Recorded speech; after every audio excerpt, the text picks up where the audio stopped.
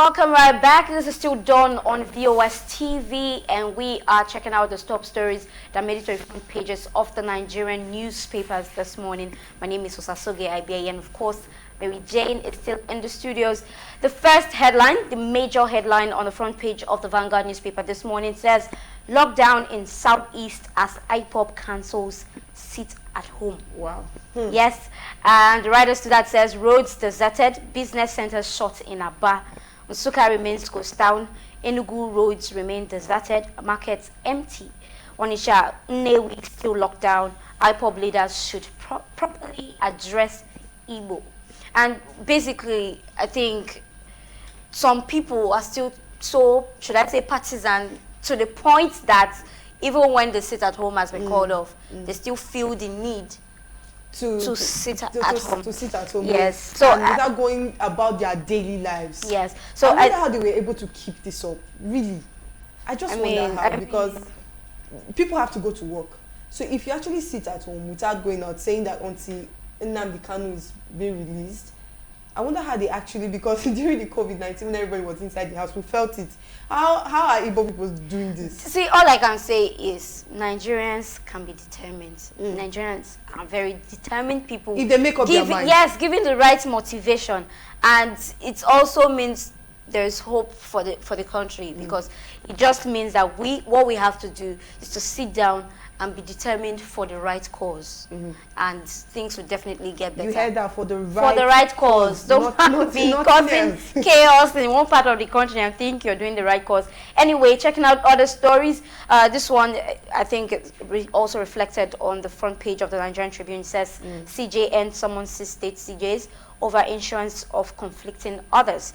And the next one says oil price hits $73.69. highest since August 2nd. Wow. And just in line with that one, there's a very alarming, or should I say interesting headline that says, we'll shut down Nigeria if there's hike in fuel price, electricity tariff, Labour wants federal government. So we shut down Nigeria, how? It begs the question. That was the first thought that came to my head. So this... So you're going to prevent people from actually working, we are all going to sit at home, or you are going to shut down Nigeria, how? And say, you know what, we are closing the gates to Nigeria, everybody pack and go. We are closing the gates. I really don't know how this is going to play out, but it's not a joke. Yes, it's not a joke. Not. I understand the points where they're coming from, considering the fact that things are already so hard enough for us in this country. And I don't think to solve our problems, we need to increase all our tariff because we want to boost our economy. I'm telling you, because it's actually false. You don't boost your economy by increasing the price of everything. Yes. I said it here on the show before that fuel cuts across everything that we do in this country, transportation, the goods that are being brought. So it's just like a strategic move. You hit one part, every other part feels it. Yes. You understand? So the major reason why everything is so expensive in the market is as a result of fuel.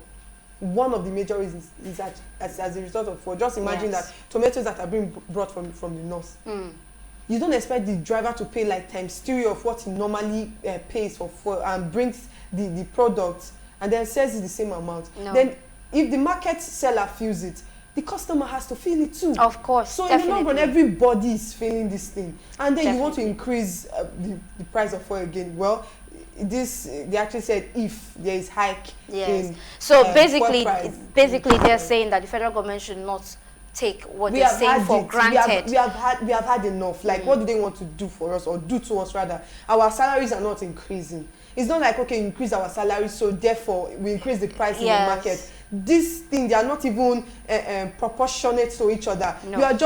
You want to cut our throats. We are feeling it too bad. Persons that can actually afford 3 square meters, they can no longer. Yes. Speaking of that, I remember when I was growing up as a very, very young child, I hear people, even in schools, they teach us you have the upper class, you have the middle class, and the lower class. But now it just seems like all you have is upper class and lower class. I'm telling you. It's either you're way up there or you're way down there. You are not in the middle. There's no middle class anymore. So how do the lower class actually survive in this period? Because it's alarming. Me, I'm wondering, okay, yesterday we talked about Serap suing the federal government for failure of releasing the 729 trillion or billion dollars that was actually supposed to be given to Nigerians, 24 point something million Nigerians for their upkeep, 5,000 naira every month for the space of 6 months. Now to really poor Nigerians, and that money was not given to them. The price of everything is increasing in the market. How do you want people that could actually eat once a day to now eat? Okay, they should fast today and tomorrow they should eat. How long can you keep that up? Anyway, checking out other stories here. This one says PIA, Niger Delta activists condemn government efforts to justify 3% to host communities. We have been talking so much about this one. And this next one says experts kick as federal government defends sensible borrowings. And the writers to that says FG borrowing sensibly to fund infrastructure, says Finance Minister Hamid. Adds insecurity slowed down agri sector.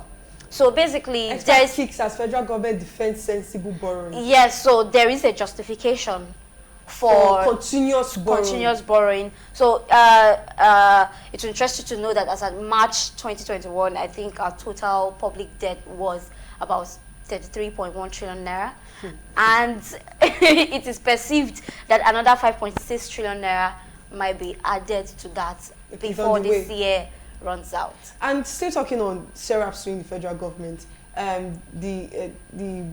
me say the spokesperson for Serap that actually talked about it was like, this 24 million Nigerians that you promised to actually give 5,000 naira every month, this was actually a part of the budget, and the budget now was also funded as a result of borrowing. So if you borrow the money on behalf of me and you did not give me the money, at the end of the day, we're paying debt. I'm coming to pay the debt. Like, can Nigeria just grow up and just stop these things?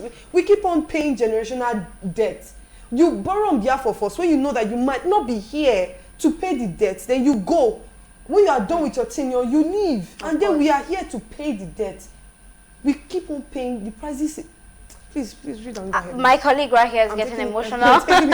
So, checking out this story that says, don't explore our oil through backdoor, Ogoni monarchs.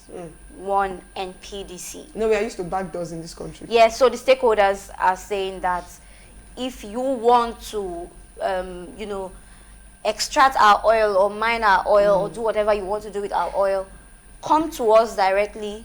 Let's draft out a contract that is going to be good for you and the people in concern, the stakeholders basically. So do not go through the back door and think that you can outsmart us. Yes. I think that's fair enough. That's fair enough, because these days is like the only thing that could actually curtail the continuous money laundering and everything is if we should actually draft a contract stating that if you do anything wrong, we could drag you to court and you have to pay for your crimes. Yes. And you don't have the superiority to actually tell anybody or to actually influence anybody to judge the case in your favor. I think that's okay for all of us. Yes, hopefully we would be alive to see a Nigeria where things are done the right way, where transparency is our watchword. And accountability is not a big deal. It's not a big deal. Okay, so these ones I'm just going to browse through them because you've read them out before. Okay. Says insecurity, autumn APC chieftains clash over call for state of emergency in Benue. And this last one says PIA will be meaningless without addressing mediocrity and bad governance. I think that also is fair. It's fair to say that you cannot talk about the effects or positive impacts of a new act or law or bill or legislation if we do not address the fact that the thing that is ravaging our country is mediocrity and bad governance. Like, if we should address some things in this country that's actually be affecting us, we will know that, okay, we have addressed this. The way forward should be this. Yes. Because this country, what we normally do is copy and paste. We don't just paste everything we copied, actually. We could actually see what United States of America is doing, and then we copy. We copy the good as the one that suits us, and then we leave the other part that is really difficult for us to actually handle. Yes. And the other part is actually what is going to make it effective but we leave it because Yes. maybe we can't handle it or maybe we can't do it. That talks, It will cost us. talks about the mediocrity in question, I'm telling because you. we've been comfortable in one particular lane for so long in our that own we space. we do not feel the need to advance further. I mean, we see, or for those of us who are opportune to visit other foreign countries, you see the way they do their things now. The issue of COVID-19 vaccination will not be a problem. I'm telling the you. federal government will not announce that there is a vaccine, citizens should get vaccinated, and you see citizens protesting that they don't want to get vaccinated because they know it's for their own good. It's for their own And good. to an extent, they trust the government to make laws in their Because favor. they have already been making laws that have always been in their favor. And then again, institutions. There are institutions that actually curtail just one person getting up to say, okay, this should be done. Remember the case of Donald Trump when Yes. he was actually dragged to the assembly for abuse of power. Yes. That's actually an institution that says, okay, you are doing this thing too much. Even if you are the president, that does not give you the right to just go ahead and do certain things. Yes. Even if it's in our own favor, you should remember that, okay, these are the people that I'm ruling. Is this really good for them? If it is good, then we should find the best possible way to go about it. Of course. That's just it. Can we just realize that, okay, certain things are wrong and then we should change it? Yes, we should change it. At this point, I don't think we should still be talking about problems. We should be talking about solutions. Solutions. Because we are tired of reporting problems every other day. And I'm sure tomorrow morning when we pick up 2 other newspapers, the headlines we're going to see on those newspapers are going to be alarming. But we're keeping our fingers crossed and Very praying that God that has given us this fine country, this blessed nation, country. Nigeria, would definitely see us through and give us insight on how to advance past our problems and start seeing solutions. Yeah. This is how we're going to draw the curtain for today's show. I had so much fun talking about this. I had so much fun having my colleague Mary Jane in the Thank you studio so this morning. much. Stop looking beautiful. I'll try. It's effortless though.